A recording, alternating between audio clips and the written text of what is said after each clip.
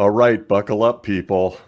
Welcome into Gridiron Icon, the podcast. I am joined by my much better half and partner, co-host, NFL icon Preston Denard, and we have a special guest this week. Oh, man. We love ourselves some linebackers at Gridiron Icon, and we are excited about this guy. Our guest was picked 180 in the 1977 NFL Draft, where he anchored the linebacking corps at New Mexico.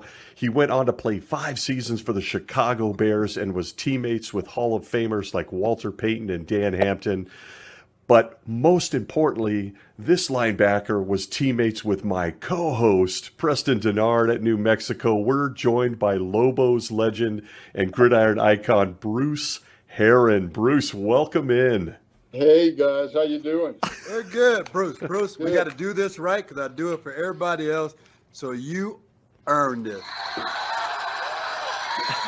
The crowd goes wild. That's the only applause he's That was gotten. kinda In. weak, dude. That was kind of weak, man. That was kind of That was You know, kind of weak. that sounded like a Pop Warner cheerleader squad. Oh, no.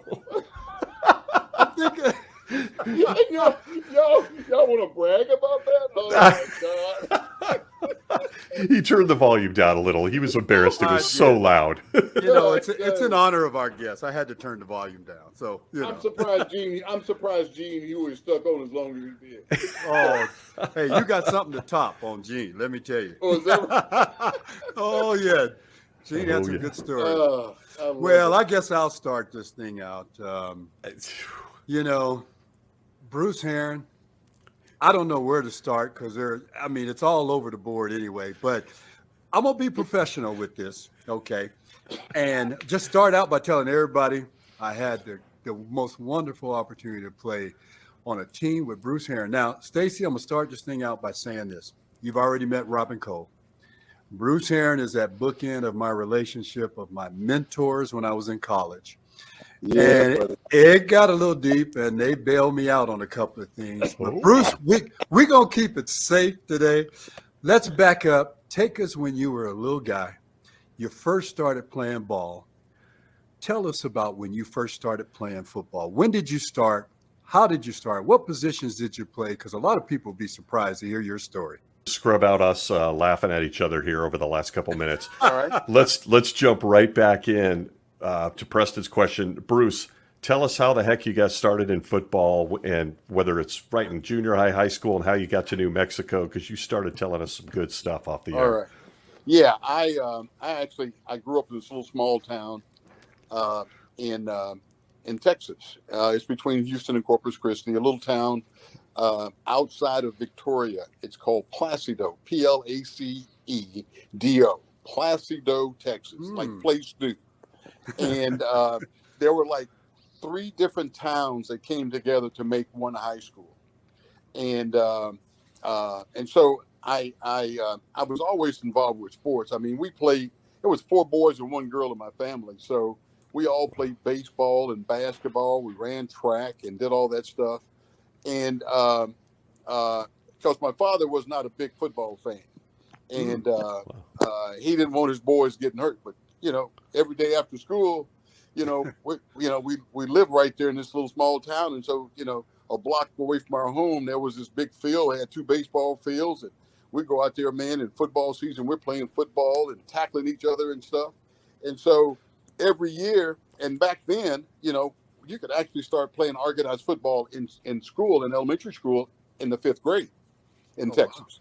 Wow. And so 5th grade comes and goes, 6th grade comes and goes, 7th grade comes and goes. I can't play football. I can't play football. And I'm clearly one of the best athletes that in that little small community, but my father wouldn't let us play. So here it comes to my 8th grade year, and I'm saying, okay, I want to play football, and I got to find a way how to do this. And so the coach came up to me and he says, "Hey, Bruce, there's been a lot of talk about you. He says, you're a pretty good athlete." He says, "Why don't you come out with the football team?" I said, "Coach, my dad won't let me play." He said, "What? Your dad won't let you play?" I said, "Yeah, he won't let me play." And he said, "Well, what are you going to do about it? What can be done? I said, maybe if you came by the house and talked to him, maybe that might work. And so because I really, really wanted to play. Mm-hmm. And so the coach came by the house. He called the house. He came by, and he had a meeting with my mom and dad. And the coach says, you know what? He says, we got the best of equipment, and we don't get many guys hurt, and this, and he painted a pretty picture and stuff. And then my mom told him. My mom says, Vance. My father's name was Vance. My mother's name was Mary, and she said to him, she says, listen, while you were at work, every day these kids get out of school, first thing they do, they drop their book bags and they go to the field, and they're playing football out in the field, tackling each other without any pads on. So I see this every day. He says, so, she says, so if they want to play, why don't you just let them play? And he says, well, Vance, why don't you just let the boys be boys and let them play? And so he finally gave in and says, I tell you what, you go ahead and play. But when you get hurt, don't you come crying to me. I mean that. Man, my dad was at every football game, dude. I bet, yeah. Oh, man. I mean, from the first game in 8th grade all the way through high school, dude, I was a cast me out. I had a great time. But I was a skinny kid. I was a little kid, man. I went through, I made all district and all, and all regional, and basketball and football and ran track, and I did all that stuff, man. Baseball, I was an all-star in baseball. Wow. And, but I grew up in a small town, and so the largest city next to the town that I lived in was Victoria. They had the Victoria Advocate, which is a newspaper. And a guy who used to be, he got his journalism degree from the University of New Mexico. He was a new member of the staff, the sports staff at Victoria Advocate newspaper.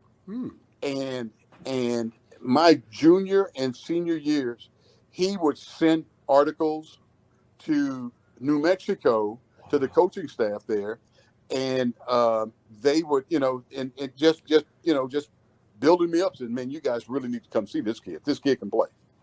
Well, by the time I was a senior, my senior year, I had scholarship letters from Washington and Texas and Texas Tech and SMU and Baylor and all these schools, man, and also New Mexico. Here comes the problem.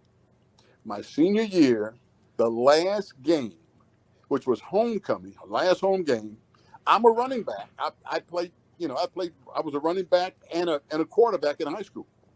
And but my senior year, I was a running back. And I take a pitch, I'm running around right in, running a sweep, and a guy comes up and he hits me, knocks me out of bounds. And I jammed my foot in the ground, and it twisted my damn ankle, and I tore 2 ligaments in my knee. Oh my goodness. Yes. Wow. I was due the very next weekend. I was due to go to the University of Texas and there in Austin for a visit, and of course, that didn't happen. I was in the hospital having surgery, and but there was a guy, a coach, what was his name? Wide receiver coach when I was at New Mexico my first year. But anyway, he came to see me what I cast on my leg. And he said, look, when you get this cast off your leg and you're able to get around, we want you to come and visit us. And so this was in February of 72. That's what I did. I flew out to Albuquerque and had a great time. My first time on a plane, and my first time seeing mountains. And I tell you, I was so impressed with Albuquerque. I had 3 other visits, but I just made up my mind I was going to go to New Mexico. I was so impressed. Wow. Had a great time. And it had some cute little girls there, Imagine that. Yeah, right. It was only 1 or 2. Yeah, one or two. You're in your early 20s, and there was cute girls involved. I'm Oh, shocked my to hear this. God. Yeah. I was 17 years old, man. I- So what the hell? Stacy, Yeah. I'm sorry. That's our guess. I Yeah, should have warned you. Listen, I too was a skinny guy who couldn't run and never went anywhere, but I still like cute girls, so that worked out. Right. You know, Love it. it's the Yeah. best you can do sometimes. You know, being a young 17-year-old, you know, whatever, turns you on. That's the kind of way you went. So So But it was I great. love it. I have to jump in here as I often do without warning him. You went to University of New Mexico. You're anchoring. We've already had Robin Cole on and had a heck of a time. It was great. You got to tell me a little bit about my co-host, the college years, and it has to be safe for podcasting. And also remember, his wife and kids hear this. So, oh yeah. what was it like? Well- I mean, you're playing defense at New Mexico, right? So you got Right. Preston running over the middle. Was there ever any Right. Well, encounters? Yeah, well, you know what? My freshman year, I was a receiver. I played on the freshman Oh. team back then. Played on the freshman, led the freshman team in receptions, and then I redshirted the next year. And the next year, I got bigger and stronger, and they moved me to defense. And then this young kid comes in from Tempe, Arizona, by the name of Preston Denard. I mean, you're talking about. I thought I was a skinny kid coming into college. Man, this dude, man, he was skinny. I mean, his head was skinny. Oh no! But boy, that joker could run some routes and catch a ball, man. Yep. Made all conference. Preston, it was all conference your freshman year, wasn't it? I sure did. Yeah. First Yeah, freshman man. year. I'm telling you, man, it was amazing, man. It was amazing. So, when he started showing out like that, we had to protect him. I mean, he was just a little runt, man. I'm telling you, PD. Oh my God, he was just a little runt. Oh, but man, he could catch a ball, man. God, dog. Okay. I don't Yeah. care where it was thrown. He's gonna go get it. Yeah. Go get it. Yes, sir. All right. I want to hear more about Bruce Herron. Enough about Okay. me. Enough about Preston Denard. Okay. All right. Okay. Oh my God. Okay, Bruce. So in high school, you played running back and quarterback. Yes. And when you get to New Mexico, tell us how the journey started where you Oh ended my up God. playing on the defense. Well, you know what? When I came in as a freshman, I was coming off a knee injury, and so they wanted to protect me and make sure that I was healed. Mhm. And so they said they just said, you know what, we're going to try you out in this as a wide receiver. And so I said okay. I didn't care. I was just happy to be there, and I just wanted to play ball. And shoot, man, I was running and catching balls and doing everything a receiver is supposed to do. And then the next year, I had my sophomore year. My father got really ill and he passed away. Oh. And I went home. I didn't complete my second year. I went home, and it was just a tough time. And I didn't go back to school. And so after that ended, after that some time passed by, my mom said, "Okay, so what are you going to do? What are you going to sit around here and do what?" She says, "You got to do something. You need to go back to school." I said, "Well, it's not that simple." I said, I basically quit. And she said, "Quit? You quit?" She said, "You never quit." Oh, my mom was all over me. "You quit? What are you talking about? You quit?" I said, "Well, I chose not to go back. And so it's just like quitting." She said, "You know what? You have never been allowed to quit anything in your life. And so you do what you got to do, but you better get on that phone and call the coach and see if you can get your butt back to school." And so I did, man. I called at this time, Rudy Feldman at the time was the head coach. And then my sophomore year, the year that I came home and didn't go back, Bill Mont had become the head coach. And so I called New Mexico and asked to speak to Bill Mont, and we had a nice long talk for about 15, 20 minutes. And, I told him why I didn't come back and all that. And he said, look, if I can make this happen, not making any promises, if I can make this happen to get you back here, he says, I'm going to need a commitment from you that once you get here, you're never, ever going to think about quitting again. And I told him I promised I would. And so he had his assistant call me, which is the secretary at the time, call me a week or so later and say that we are the coach has reinstated your scholarship, but they're not going to fly you in. You've got to get your own way back. And I said, fine. I was so happy. I said, great, because I had gotten the job and I bought a car and all that stuff, man. Wow. So I just drove my car back, and so I came back, man, and I didn't get much playing time. I was redshirted, and it was my redshirt year. They have all the guys that are redshirting, being on the practice squad, giving the picture for the offense and giving a picture for the defense, and all that stuff. And so I was one of those guys. Scout team. Yeah, there you go, scout team. And I was one of those guys. So I mean, push came to shove. I grew from 170 pounds my freshman year, and now I'm like 190. And then by the time that year was over with, I'm weighing 210. I've been pumping iron, and I'm just growing. Wow. And so now I'm an outside linebacker / defensive end, stand-up defensive end, and man, and I'm just playing hard. I'm just going at it, man. And Robin comes up to me. He says, "Hey, Bruce," he says, "Hey, man, you know what? When we get done with practice, and this is spring ball we were in," he said, "We get done with practice." He said, "I need you to meet me in the weight room." And this is Robin. I mean, this is my buddy. This is my buddy. Now, Robin and I only got to know Robin, came close to Robin because we played the same position. But he saw something in me that I didn't see. And I was pissed because they moved me from wide receiver to defensive back to safety to stand up defensive end linebacker. And I said, what the heck? And so Robin says, meet me in the locker room after practice. And so after practice, I met in the locker room. He said, man, look.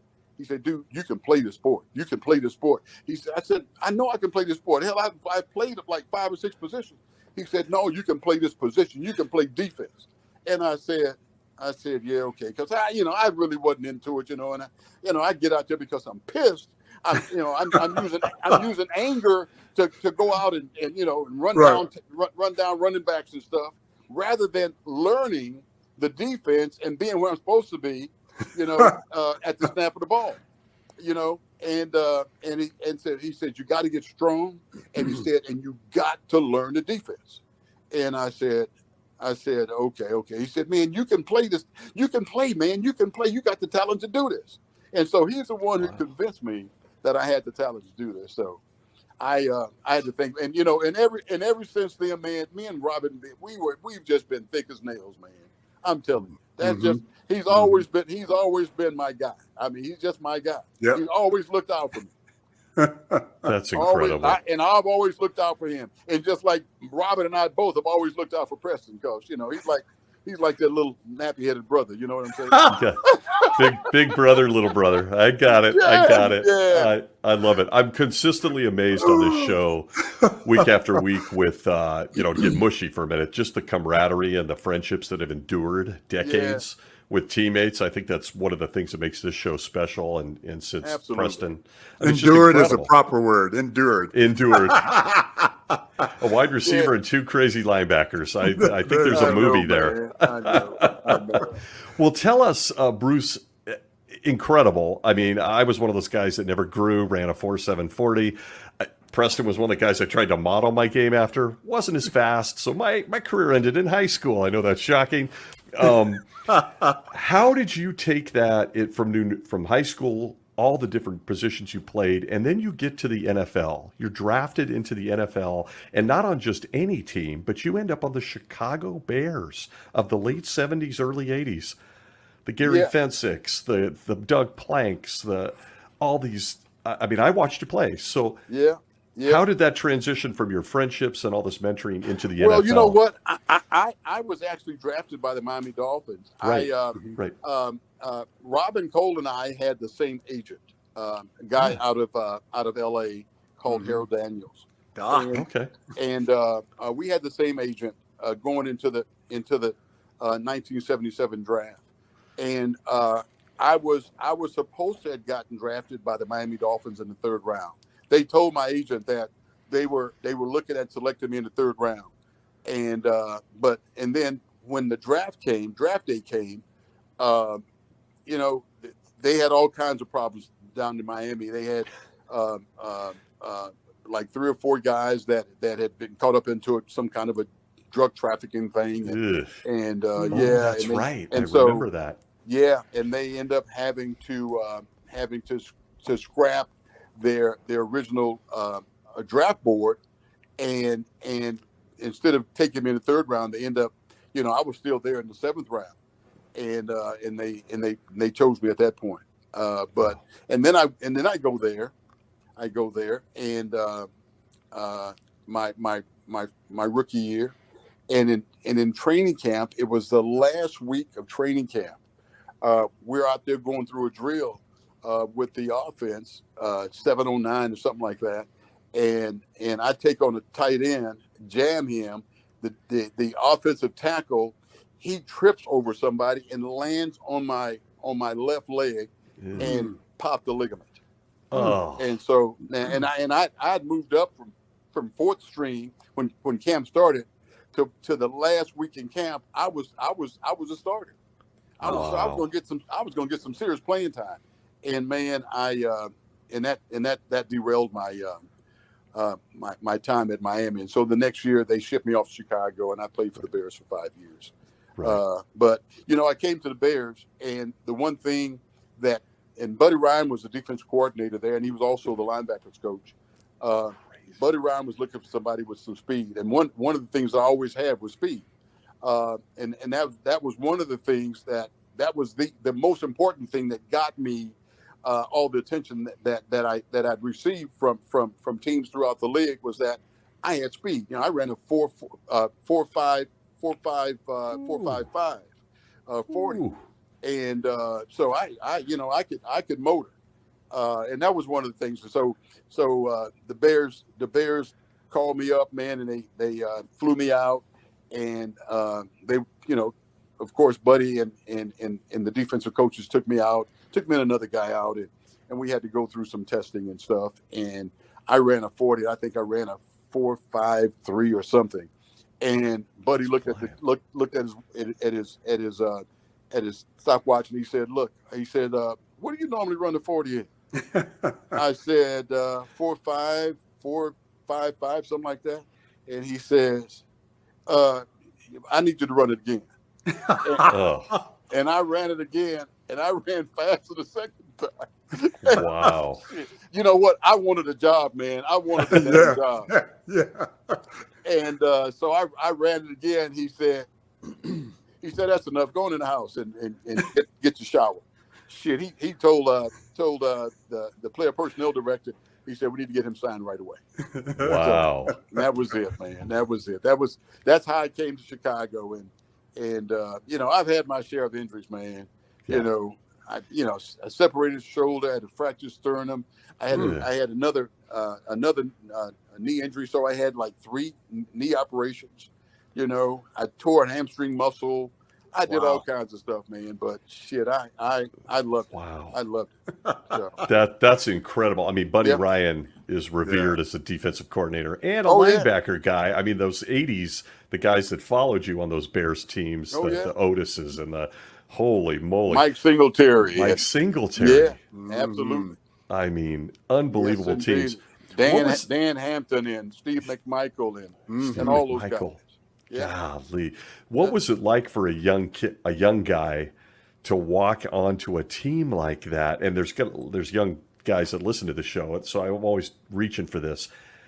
What was it like to walk into a room? Doug Plank, Gary Fensick, Dan Hampton. You got Walter Payton coming at you in practice. That's right. Sweetness. Matt Suey, all of them. Matt Suey, good call. Matt Suey, Roland Harper, all of them. Roland I tell you what, man. I tell you what. It was like it wasn't as surprising when I got to the Bears as it was when I first got to the Miami Dolphins, because you had Manny Fernandez and Bob Greasy and Don Strock and Tim Foley and Nat Moore, and all of those guys, they were on that Super Bowl team that was undefeated. 72 Dolphins. Oh yeah. Absolutely, man. Outstanding people. And I tell you what, when I walked into the meeting room for the first time and saw those faces, I was like, oh my God, this cannot be real. Little guy, I'm a guy from this little town called Placido, Texas. Well, I should have been here. What the hell, dude? It was something. Then you played for a very noted linebacker in Jack Pardee at one point, correct? Didn't you play? Jack was he Jack before? Pardee Okay. Jack Pardee got fired in '77. Oh, right before you got there. Okay. Right. And so the new coaching staff with Neil Armstrong and Buddy Ryan and that whole crew, that was in 1978. Gotcha. They came, and that was my first year with the Bears in 1978. Was Jeff Fisher on those teams with you? No, he came later. Jeff Fisher. He was there with Jeff Fisher, absolutely. There was Doug Wow. Plain, Gary Fensick, a cornerback by the name of Allen Ellis. What about Leslie? Leslie Frazier. Was he there? Played with Leslie Frazier as well. That's Mike Singletary, myself, Otis Wilson, Jim Osborne, Dan Hampton, Steve McMichael, Mike Hartenstein. And then on the offense, man, it was Walter Payton was man. As a defensive player, we always said we had the best seat in the house. Yes. Yep. Standing on the sidelines, man, watching Walter run that ball, man. It's the most impressive thing I've ever witnessed. That is incredible. That is absolutely amazing. Stacy, man. we got to get Bruce to tell us a Buddy Ryan story. He knows what I'm talking about. I'm gonna let him tell his version. Which one you want me to tell, man? You know which one I want you to tell. What a treat. Okay. Playing those Rams and playing against your boy, and you're on the punt return, and tell that story. I didn't think of that. Oh my. Oh man, listen. Stacy. We're playing the Rams in Chicago, and this little knothead, Preston Bernard, Your little brother. Oh man, we go out for I don't know. It was a kickoff, the opening kickoff, and I think we're kicking the ball off to the Rams, and Preston's on the sideline, and No. Get the story right. What? You were on the kickoff return team. You were that's right. line. That's right. Yeah. That's right. Another story. hey, you know what? And I'm out there getting lined up, man. And, I'm getting ready for the opening kickoff, and Preston's right there on the sideline. Hey, Bruce, what up, dog? What up, Boo Boo? What up? I said, hey, man, what's going on? He said, and the ball gets kicked off, and I'm standing there talking to damn Preston, and he's laughing his ass off. Oh no. Oh man! And then I get to the sideline, and Buddy said to me, he said, 51. You gonna play football today? You gonna lollygag with your little boyfriend? Oh, Buddy Ryan. Shoot, man, I'm telling you. No. And you know what? And it's supposed to be. I've always had that little knucklehead's back. Always. and he just cracking up. He's just Oh man, I wanted to kill him. I had no idea Preston could play mind games like that. I mean, wow, right in the middle of a game. Okay. No, it was a mind game. If I had viewed it as a mind game, I'd have taken a pill and went over there and slapped him upside his head. You guys are brothers, man. That's So- my boy, so- man. I love me some PD though. I got to ask you a question. I ask every linebacker on the show, Lofa Tutupu, Robin Cole. I got this question about linebackers because All right. you guys are just a little bit different than the rest of the guys for some reason. Oh, yeah. I wonder why. Are linebackers made or are they born? Are they what? Are they made or are they born? Are you just Oh born? no, linebackers are born, man. They're born. Yeah. Okay. You know, you got to be born with some kind of with some sense of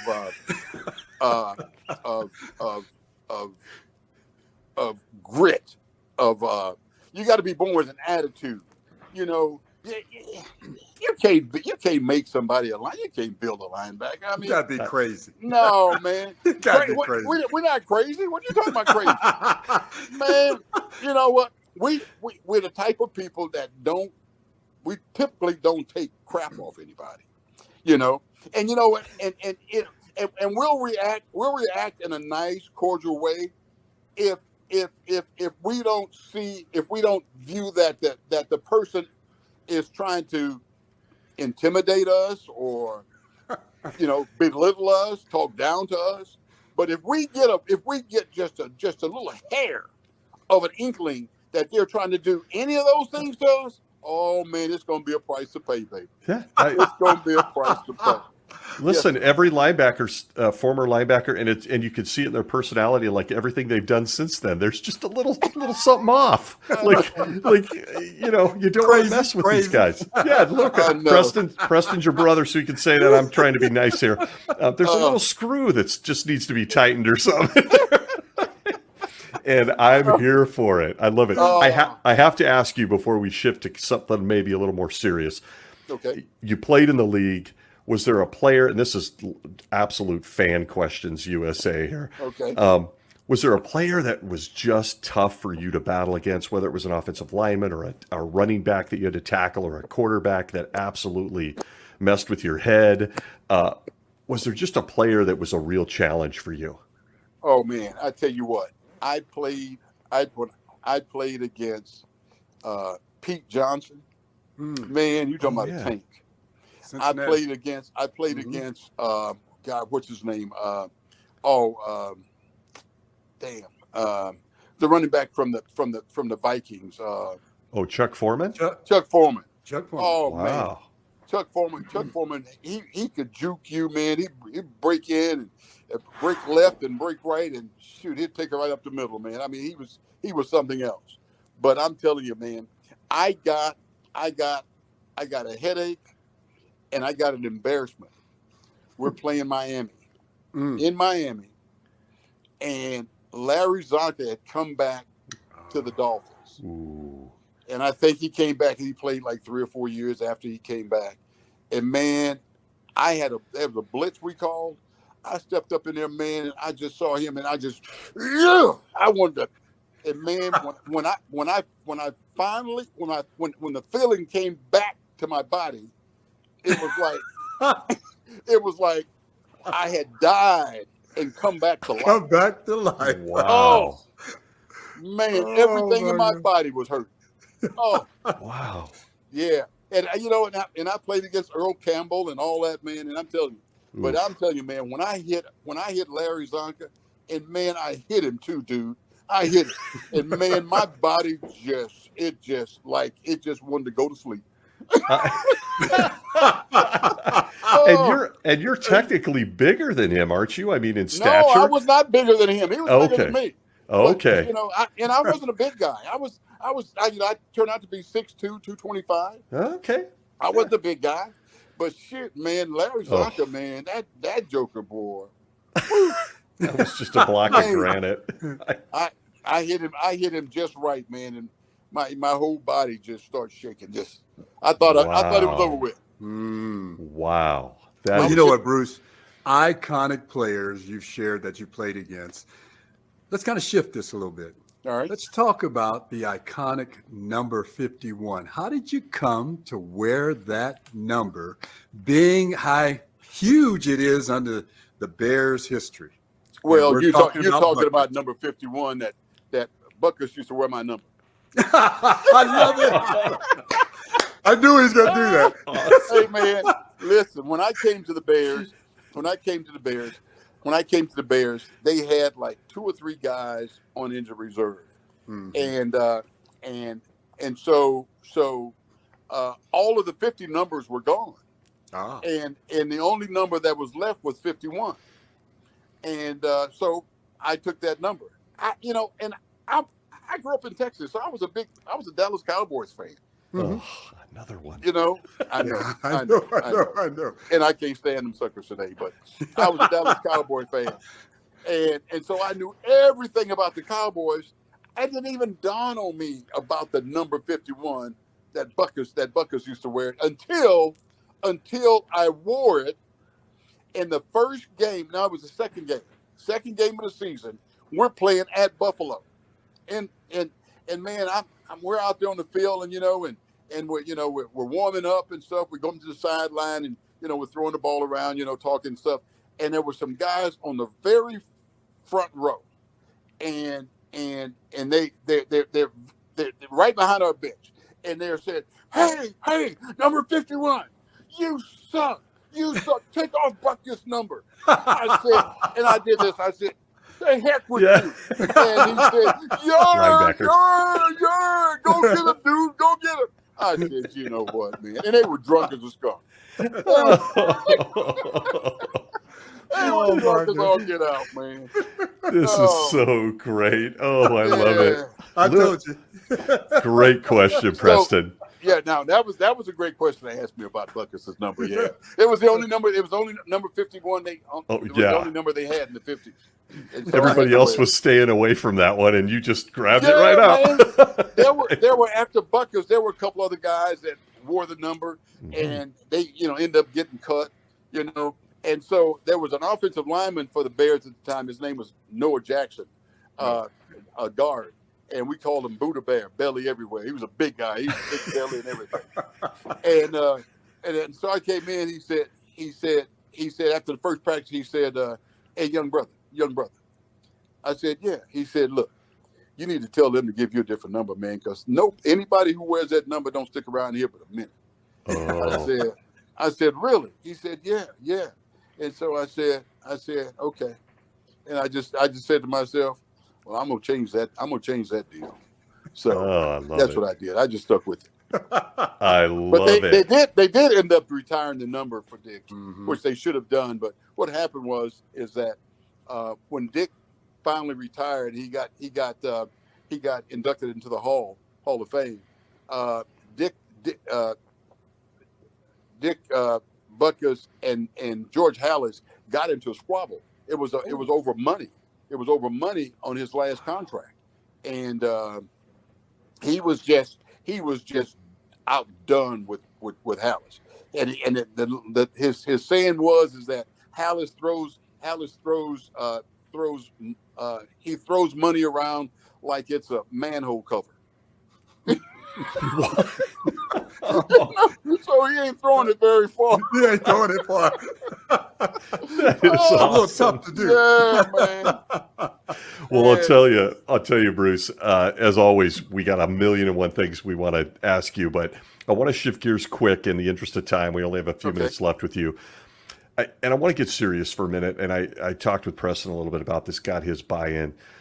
You were also involved in bringing concussion awareness.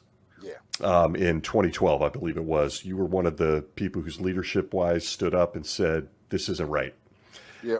I know when we started this little show, one of the things behind starting Gridiron Icon, therefore the name, was to support our veterans, players that came in the 60s, 70s, that now, I know, without getting on a soapbox here, go without not only the money, but health care and some other stuff. I know. Can you just tell us, for somebody that's listening into this podcast, A, why you did it, why it's important to you, and maybe B, what just a schmo, a fan like myself, could do to support the guys we grew up watching? Wow. You know what? It was easy for me to do it. The attorney that I had, a very popular attorney in the city of Chicago, he was also the attorney for Dave Dorson, and Dave Dorson committed suicide. I know. And so myself and I think two other guys, we were the first three here in Chicago to file that lawsuit. And but after Dave died, I tell you, man, it was such an emotional time. Dave was one of my very, very closest friends. I mean, wow. me and Dave Dorson and Richard Dent and Otis Wilson and three or four other guys. I mean, we were just tight. We're just tight. And when Dave committed suicide, there was nothing anybody could tell me that me stepping out there like that was not the right thing to do. It was by far the right thing to do. And there was a number of us that never got compensated because of it. But at least we got Dave's family some money. And I still think about him today, man. You're talking about a smart guy. Yeah. Dave Dorson was one of the smartest people I ever met. He graduated from Notre Dame. He became, played in the NFL for, 10, 11, 12 years. He left the NFL. He became a owner of a McDonald's restaurant. And then he became an owner of another restaurant and another one. And then he ended up selling his restaurants and became a partner with this sausage company and supplying McDonald's with all their breakfast sausage patties. Oh, yeah. Did not know that. Didn't know it. Yeah. Oh yeah. Smart man. He was just smart, man. And then he started doing crazy stuff. Didn't make any sense.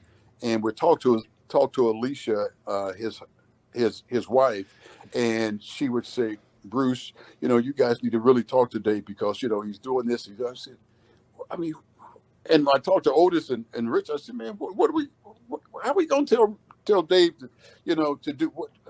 To do what about his business? I mean, that's his business. We can't tell him, what to do. But, she was reaching out to us to see if we could help him. And he just started making crazy decisions, and it didn't make any sense. And next thing we know, man, I get a call from Emory Moorhead, and Emory was one of the guys too, one of our best, one of the guys that were very close with him. And he called me and he said, "Hey man, have you heard?" I said, "No." Heard what? He said, "Our boy, man, he's committed suicide." I said, "Who committed suicide?" He said, "Double D." I said, "Oh my God."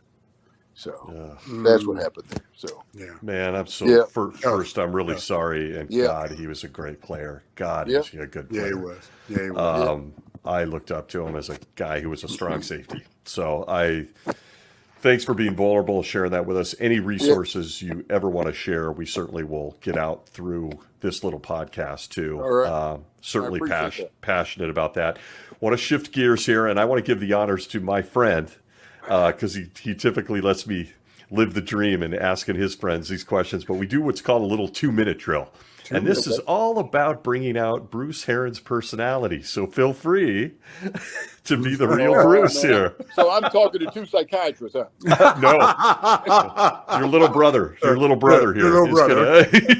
Be kind, big brother. All right. So this is a 2-minute drill. All right. And just your first response. You don't need to spend a lot of time with it. Just whatever impresses you emotionally right off the bat. So we got a few little questions. And all right. You ready? We're going to take off.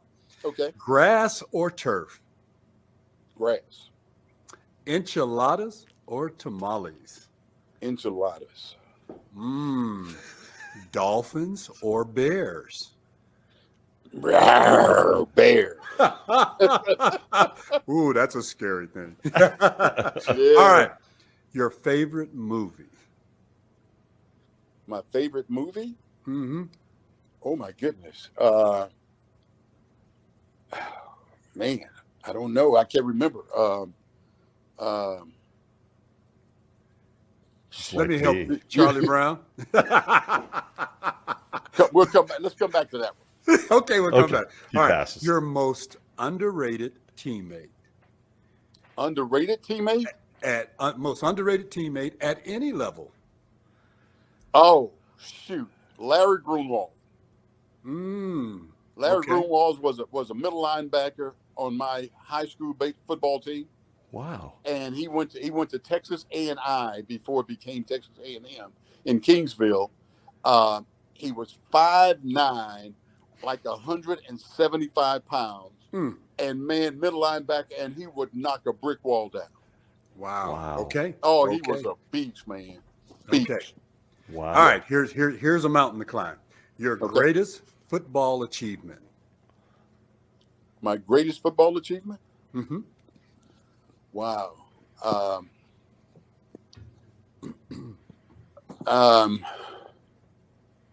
Hey, I've got 2 game balls from playing with the Chicago Bears, so you know.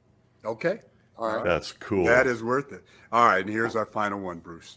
All right. Well, how do I say this? Who plays you in a movie about your life? Now, be kind to yourself. Who plays Bruce Herron in a movie about your life? Denzel's gonna play me, man. I knew you were Gotta going to go be there. Denzel, man. It gotta be. You mean not Robert De Niro? Because No, y'all looking man, like these days. Denzel, dude. Denzel. All right. Oh, Okay, I got to get this in, and I'm going to let my partner take it home. all right. Bruce, real quick, your post-career, you had some excellent achievement in the professional world and in business. Yeah.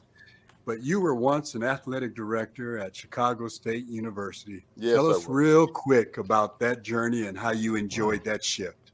Oh man! At the time, my father-in-law was a college professor there. He was a college professor in the business and marketing, and there at Chicago State University, and they were looking for an athletic director. And at the time, I had left the Bears, and I was working for WFLD TV Chicago, which ended up turning it is the same as Fox TV, and I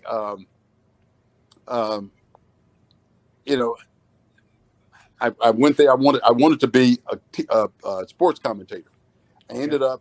Wow. The only thing that I could do was to get in the door in sales for Fox, and I did that, and so I was there for not quite a year when my father-in-law calls me and said, "Hey, look, Chicago State's looking for an athletic director." He said, "You need to throw your name in the hopper."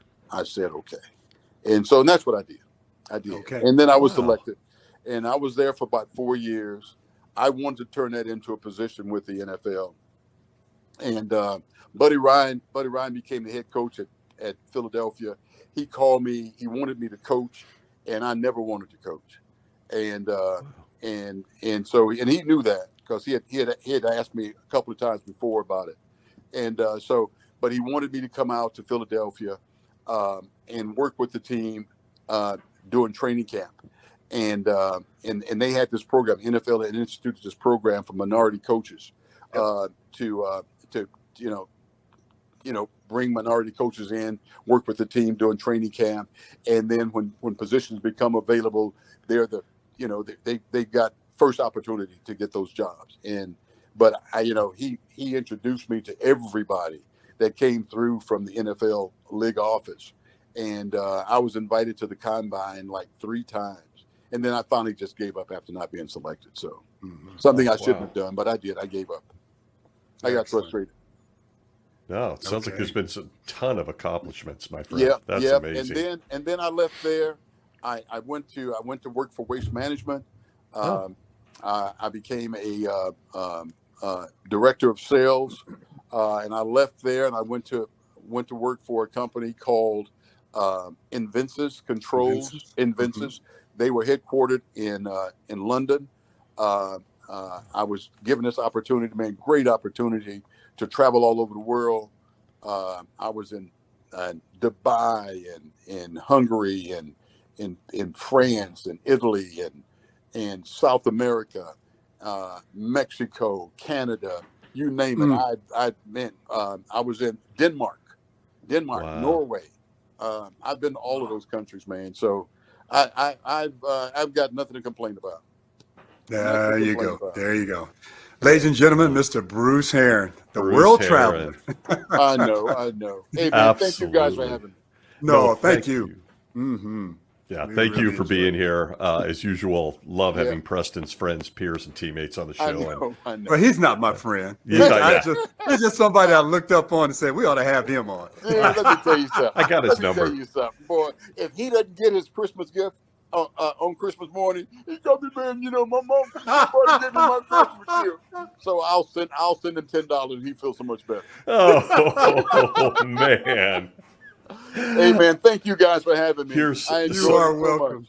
Thank I love you. it, I David. think I'm going to Love press. you, Dave. I'm going to press Preston here on this little podcast to get you and Robin Cole and him on the same show, and I'm just going to sit back and mass produce and laugh on mute. You have got to do that. Yes. Okay. You have got to do that. You know what? It'll be a top seller, man. We'll blow it up. We'll blow Top it up. episode. The Lobos have reunited. I love it. Absolutely. Thank you, my Folks. friend. Thank you guys. Absolutely. Folks, thanks for joining us here on Gridiron Icon this week with the great and iconic Bruce Herron. It has been a real thrill. Follow us on all the usual sites where you can find Preston and I, all the usual hosting sites as well as YouTube. And we will see you next week right here on Gridiron Icon.